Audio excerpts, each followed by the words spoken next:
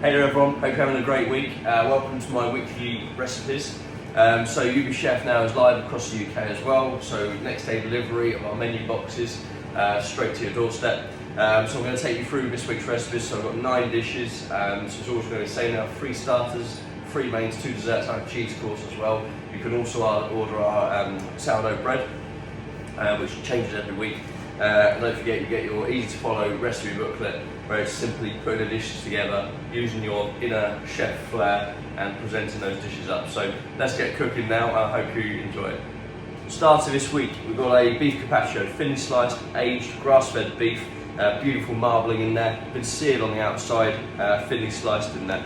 Then we've got nice Asian salad in here. So I've got pak choy, baby corn mange too, touch of chilli as well, which has been blanched, take a bit of that heat out, and then Asian dressing.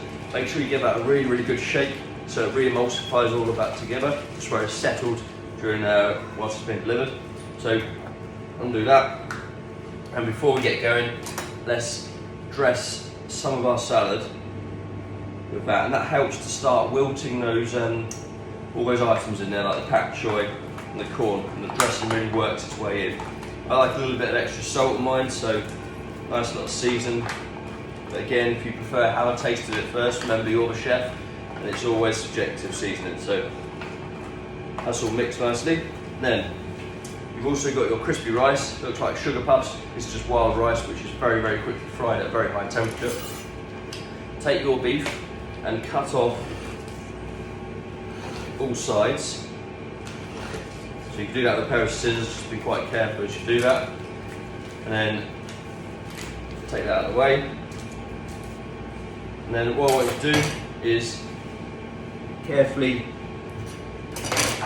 get the beef off of the little cardboard insert which is underneath, like so. Then have your serving plate ready. Take your beef on one side of your hand like that, turn it over, and then straight onto your plate. Okay, easy as that. Then gently peel off your top. Then you're left with a nice presentation side of the beef all on there. Touch of seasoning just on my beef. So, and then let's start to build some of that Asian salad on the top. This is where try and play with presentation, the colours, so you can still see the beef. Just layer it all up on there. This is where you can make it look really inviting. So get some of that nice chilli. Now, as I said, I blanch it just because I don't want you to have to, get a burning sort of chilli kind of kick as you're trying to taste that beef. It's just enough for a little gentle warm. So touch more on there. Beautiful. And instantly it just looks lovely and fresh, lovely and vibrant. A little bit more mange too. Great. Then we'll go back, some more dressing. This is where we dress that beef up, like so. And then finally get some of your crispy wild rice and just tamper that all over the top. This adds that lovely little crunch to the dish. Great fan of always texture, lots of texture in the dishes. There we go. So, beautiful, simple beef carpaccio to put together, but trust me, flavour in here is top notch. There you go.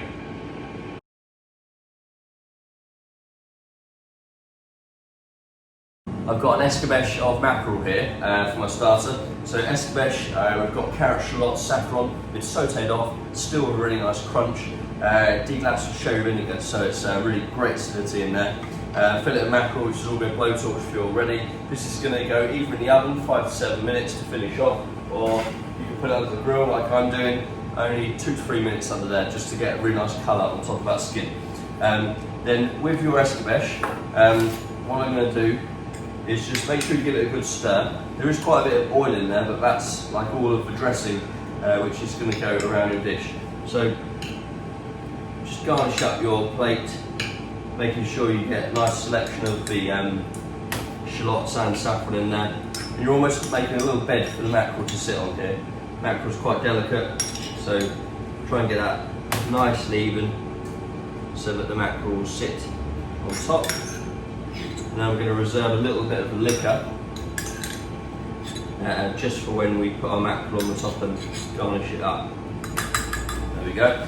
So then what we want to do, we've got our little dill creme fraiche here. So this is creme fraiche whipped up with a touch of whipped cream. I've also got some lemon juice in there and fresh dill. So little chefy trick, you can just spoon it on if you like, or get a nice spoon with a nice shape to it. It's like a quenelling spoon this is, and then just dip it in some hot water, like so, and then you can just make a lovely quenelle, that's what we call it in trade, with your dill from fresh. Then what we do, get some of your nice fresh dill, which I've provided for you, and a little bit of that around the outside. This is again just building up that flavour more and more. And get some underneath, and then we're going to finish it off with our mackerel in a second. There we go, so plenty of fresh dill on there. And we should be ready for our mackerel then. Make sure you've got fish slice ready to lift it out carefully. Super fast. I like to leave the fish almost slightly under. Don't be overcooking it, because then it just goes dry and it's just not nice to eat. So it's nice and crisp up again. I'm going to put a touch of seasoning just on the top of my skin. There we go. And then under we go. Nice and careful. Then just sit that beautifully on the top there. There we go. Back to our dressing. And a tiny bit of that, give it a good stir again.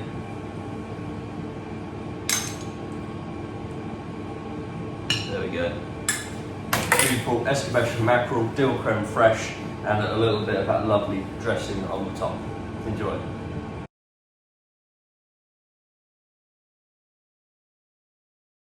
So here I've got a mushroom Bavarois for you. So this is a lightly set wild mushroom Bavarois, wild mushroom puree, some lovely whipped cream in there, and they're just lightly set. So that's wonderful and airy just in there. All seasoned, all ready to go. Bring that out of the fridge, let it warm up for sort of 10 minutes, so you want to serve this at room temperature. Then we've got some pickled mushrooms in here, and we've got a little bit of toasted baguette, and we've got some soft herbs just to go in the mushrooms, and a nice sherry vinegar dressing. So take some of your soft herbs, put those into your mushrooms, and then I'm just gonna, so you've got chives in there, parsley, you've got some chervil as well, so make sure you get a nice little mix. And then give your sherry vinegar dressing a really good stir. And as we do with quite a few of the other recipes, a little bit of that in first of all. Tiny bit of seasoning. And then give that a nice stir. There we go. And then what I want to do then is take some of your mushrooms and garnish them into your Bavarois together with those herbs. And do it so that you can still see a little bit of the Bavarois underneath. Again, like really good for the eye, so you don't cover it all up.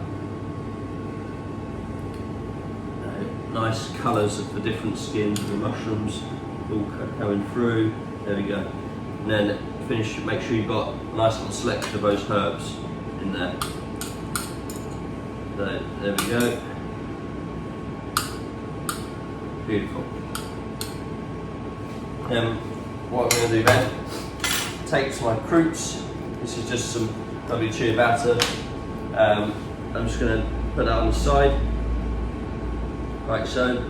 This is a little bit of texture so you can dip in with that little Bavarois as you're eating it. And then that becomes some more dressing.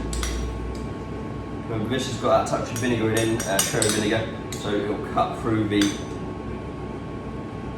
Bavarois nicely. And there we go. Nice little starter, mushroom Bavarois, crispy ciabatta croûtes and cherry vinegar dressing.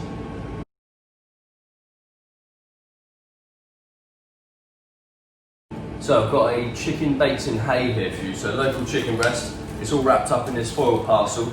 So it's got Hake all around the outside, a little bit of butter in there. Chicken's been seared all on the outside, but it's been slowly cooked with the Hake. So this is just going to go in the oven 30 to 35 minutes. And then we've also got salt baked celeriac, fine beans, a touch of lemon and parsley butter on there. They're going to take about 6 to 8 minutes to heat up in the oven. And then we've got our sauce Pappardelle. So this is like a chicken, a reduced sauce, red wine, but it's finished with lovely truffle, chopped truffle going through there, and a little of the chicken fat as well, with the roasted chickens. And I've got a nice celeriac puree as well. So let's get this in the oven for 35 minutes. And then my garnish when that's got about 6-7 minutes to go, and then we'll be right back. So I'm just taking my chicken out now. It's been in about 35 minutes now. And also I'll take out my little beans and salt baked celeriac garnish. Let's grab my celeriac puree and my sauce Pappardelle, which is all heated up. Okay, so chicken, when you unwrap it, be careful because of the steam coming off the chicken. Make sure it's thoroughly cooked though. And what we're going to do is just scrape off that Hake from the outside of the chicken. There we go. So it doesn't matter if there's a few little of the finer pieces on there. But put that onto your board, turn it over. Just going to take off some off the bottom. There we go. So we'll move that out of the way. I'm going to give it a little season on the top. There we go, beautiful. And then take some of your celeriac puree. Take a nice spoon of it onto your serving plate like so. And then what we want to do, take a little palette knife, and then you can just push it down and just swipe that over. There we go, nice little bit of presentation. Then I'm going to take my fine beans. These are all seasoned ready because the butter that I put them in is seasoned. So I'm going to put those just on the base of the plate ready to sit my chicken on. And then my celeriac, I'm going to sit that just at the back, like so. And then let's take our chicken breast, put that on the top of the beans. If you want a bit more colour on your chicken, don't be afraid, just to put it in the pan, give it a little bit of colour on the skin. And then take your little sauce Pappardelle. So this is nice and reduced, full flavour. There we go. So that's a beautiful Hake baked chicken, salt baked celeriac, fine beans, and a lovely truffle sauce on there. Hope you enjoy it.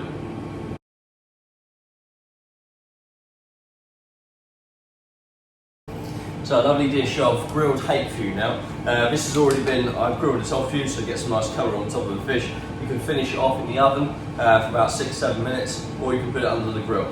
Choice is yours. I'm going to finish mine off in the oven. There we go. And also you've got your courgette flour. This is tempured. It's got a little courgette and the flour on there. Again, that's going to go in the oven the same amount of time, and that will crispen up nicely. So next, you've got your shrimp butter here. So this is a lovely butter sauce with lemon, soft herbs in shrimps. I'm just going to put that just on the stove. That's going to start to heat up, but remember, don't boil it. And then here you've got your salad of courgettes. So there's lovely yellow and green courgettes in there. Shake your rapeseed and lemon dressing really well. And then pour a little bit of that dressing in. Touch of seasoning, again if you prefer.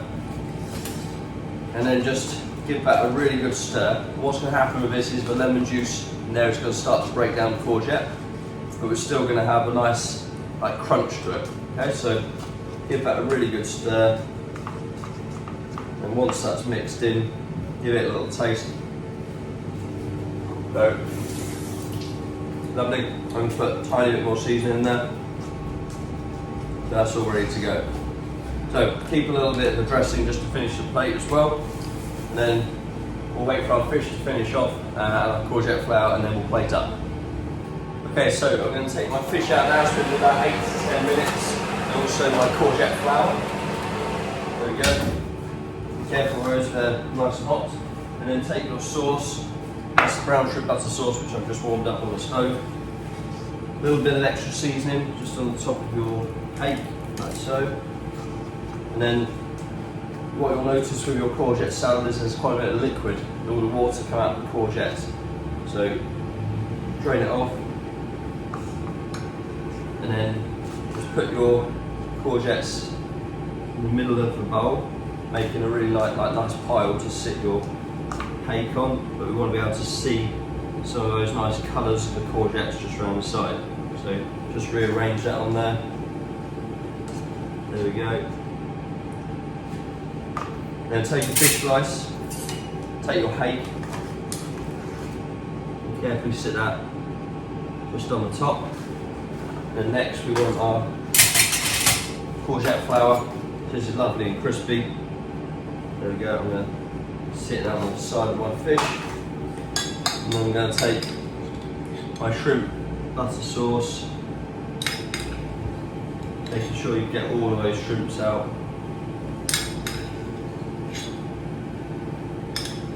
And then finish off with some of the sauce around the outside. If you like, you can also add a little bit of a lemon dressing just to cut through that. But remember that butter sauce is already, it's got some vinegar in there, so it is already quite acidic. So there you go, little grilled fillet hake, courgette flour, lovely salad of courgettes. Hope you enjoy it.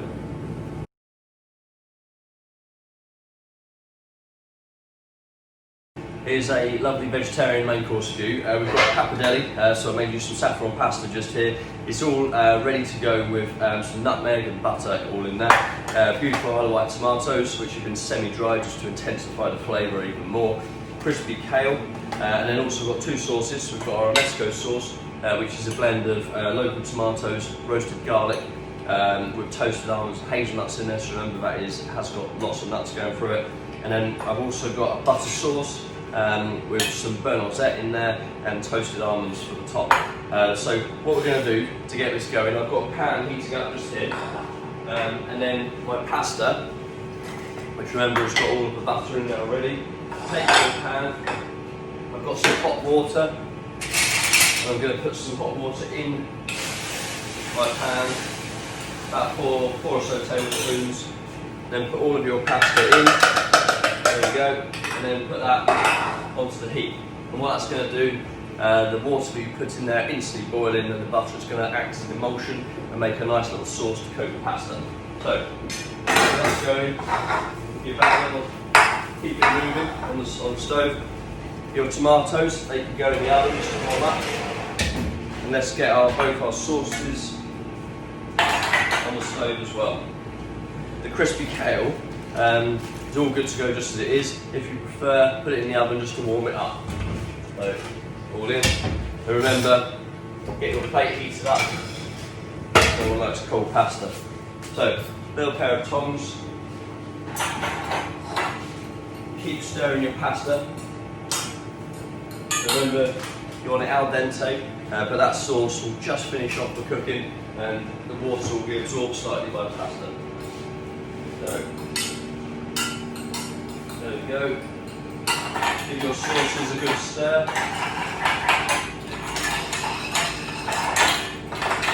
So, not too long in there. Let's grab our plate out of the oven. Ready to go. There we go. So, you can see now that all that moisture has been absorbed almost, and the pasta is lovely and creamy where that butter is just all melted around it. Touch extra seasoning I'm going to put in there. Have a taste first. Remember, as I always say, seasoning is quite subjective.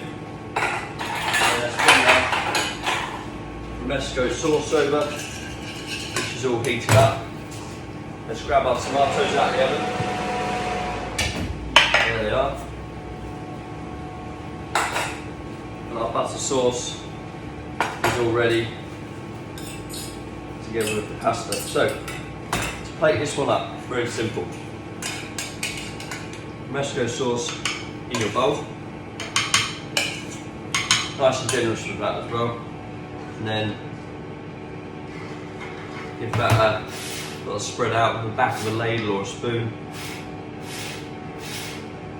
Instead of, for example, pasta, mixing all the sauce through it and then you have the same taste each time you taste it. I prefer to have that sauce underneath. And then take your pappardelle. You see how I'm just gonna carefully get that all on the top. Get a bit of height to it as you put it in there. That's why I'm using a pair of tongs. And last bit. There we go. So arrange that nicely. You can see that's got a lovely little flecks of saffron going through there. And then let's grab some tomatoes. They're all good. Get my Hake out of the oven.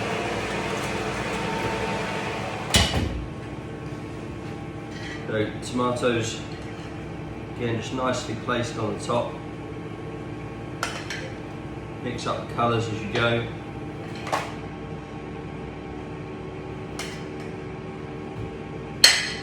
Then we'll go with the kale on the top.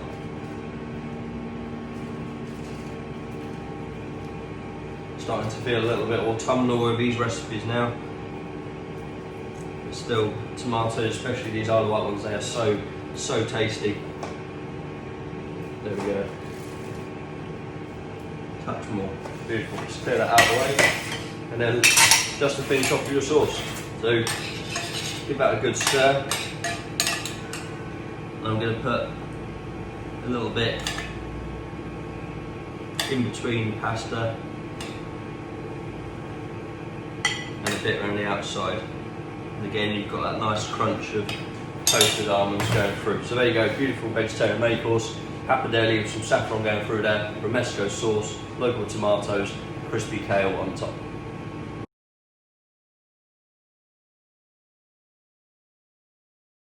So a lovely simple dessert now to make up. So we've got little Pavlova, lemon verbena Pavlova this is. So when I've made it in a sugar syrup, I've infused the verbena leaves with the meringue. And then I've got a lovely yogurt mousse just in here, fresh raspberries, crispy lemon verbena leaves, and some fresh passion fruit to go on the top. So take first of all your meringue shell and hot spoon. And then what I'm going to do is just take a nice spoon of the yogurt mousse, and then we're going to build some of those raspberries on top. So nice and careful. There we go. And then we're going to have some on the plates as well. So squeeze those into the mousse. Some more on the top. Really want it to be absolutely full with fruit on there. Like so, there we go, let's cram that fruit on. Beautiful. And then let's very, very carefully put it onto our plate. Let's get our passion fruit. Slice that through. And then just get your spoon in there. Ease it around so you can release those seeds. And then we want some of the seeds on top. Just let some sort of fall down the outside of that meringue shell. Some around as well, so it doesn't look too placed. And then we're just going to take some of our verbena leaves. So these are just crystallised in a light sugar syrup. And I'm just going to put some of those on the top.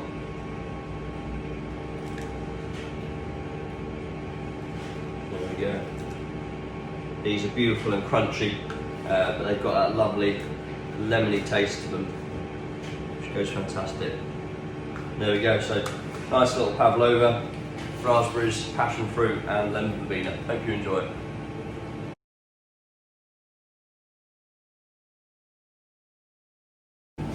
So a really nice dessert here for you, hot chocolate fondant with a little granola made from cocoa nibs. We've got some nice oats in there, lovely caramelised flavour, and then we've got a little banana puree. So get your fondant in the oven.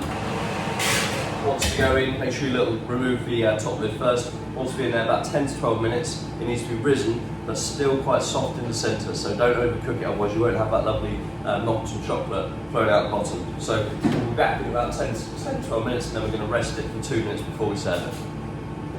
Okay, so time has just gone. That's 11 minutes that's been cooking. As you can see that's lovely and risen, but still just soft, just in the centre there. So you want to let that rest 2 minutes, and that's going to give you a little bit of wiggle room in getting it out of the container, otherwise it's quite delicate. So put it on the side for a second, and then take some of your nice caramelised banana puree. That's going to go on our plates. And a little bit of a swipe with the palette knife. There we go. And then what we'll do next is get our little fondant scissors. You can just snip it. Watch you don't actually cut the chocolate itself, but this helps to be able to turn it out. So tear that carefully, cut it as many times as you need, and there we go. Get your fish slice, and then just in the bottom, cut that really, really carefully. There we go, lift that on. And then let's take some of our little granola. I'm just going to put some nice clumps of that. This is where you've got that really rich chocolate inside. You want some nice texture on there, otherwise it can just be a little bit sickly. So, there we go. Lovely little tumble looking dessert there. Hot chocolate fondant, banana puree and a cocoa nib granola.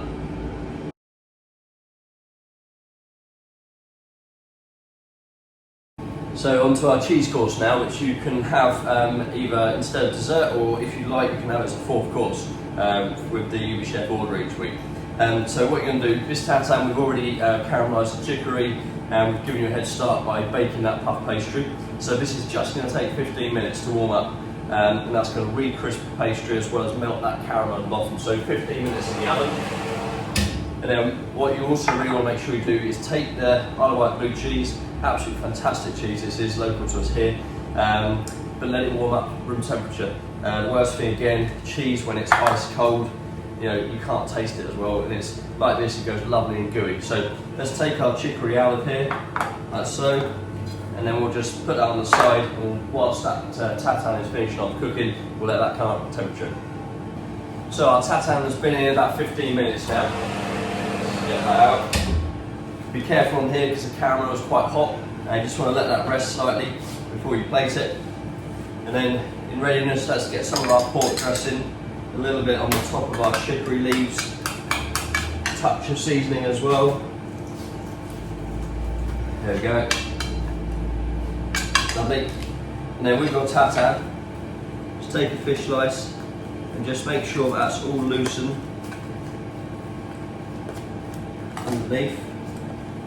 And you just need to give it a little helping hand just to take that out of the tray. So turn it up, and then there it goes. It should just pop out nicely there.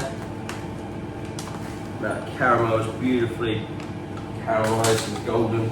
Rearrange it slightly on the top. There we go, lovely. So fish slice. Just make sure you get right away under there onto your plate. Quite sweet this is with all the caramel, so I'm going to put a tiny bit of molten salt on the top. And then I'm going to take my pieces of Isle of Wight cheese, which is all gooey, come up to room temperature, and I'm just going to place them on the top, like so. And then take your chicory leaves, and again play with the colours, play with the height of the dish. There we go. A little bit of chicory over the top of the cheese, some around, and then take that pork dressing, and there we go. So, beautiful cheese course, slightly different. Caramelised chicory, Tart Tatin, Isle of Wight blue cheese, and a little pork dressing.